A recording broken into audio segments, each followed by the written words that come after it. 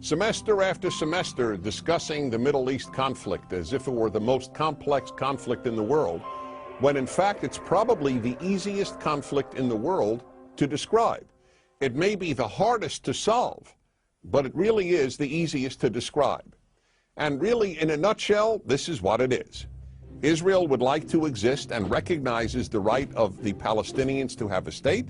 The Palestinians, however, and many other Muslims and Arabs, do not recognize the right of a Jewish state of Israel to exist.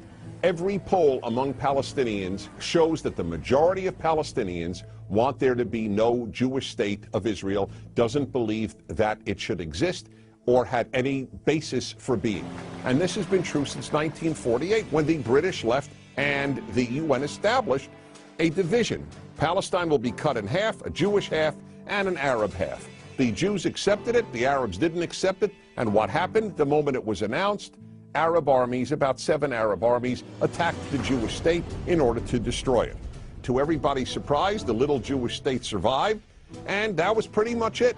And then it happened again in 1967 when the dictator of Egypt, Gamal Abdel Nasser, said we are now going to extinguish the Jewish state of Israel.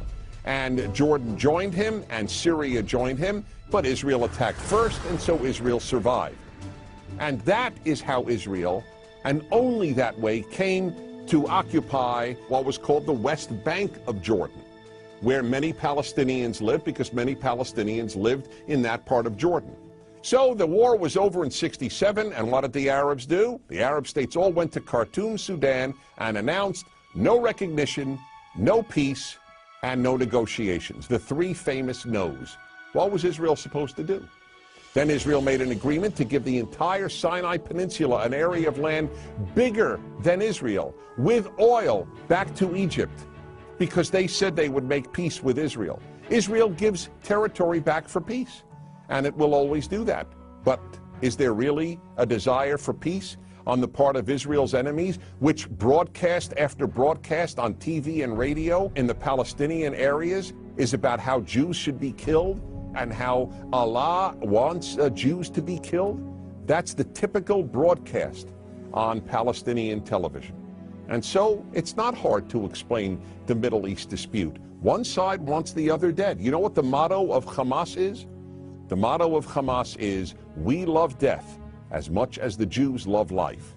Now you tell me, how is Israel supposed to make peace when people believe what Hamas believes? There are many, many Arab states, but there's only one Jewish state. It is about the size of New Jersey. In fact, Israel is the size of El Salvador. And yet, if a Martian came to the earth and they visited the United Nations, or they read the world's newspapers or watched world television, they would believe that the biggest problem on earth is a state the size of New Jersey and El Salvador, this state of Israel. This preoccupation with a little democratic, humane state is absolutely irrational. If Israel tomorrow put down its arms and said, "We will fight no more," there would be an immediate destruction of the state of Israel, with mass murder of the Jews of Israel. In the second scenario, where the Arabs put down their arms and said, "We just want peace," there would be peace the next Wednesday. It is a very simple problem to describe. One side wants the other dead. And if they didn't, there would be peace. And yet, please remember this.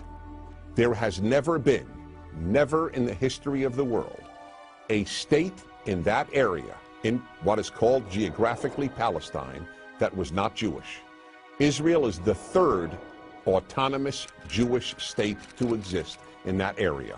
Why can't a little state the size of El Salvador, that calls itself Israel, be allowed to exist? That, in a nutshell, is the Middle East problem. I'm Dennis Prager.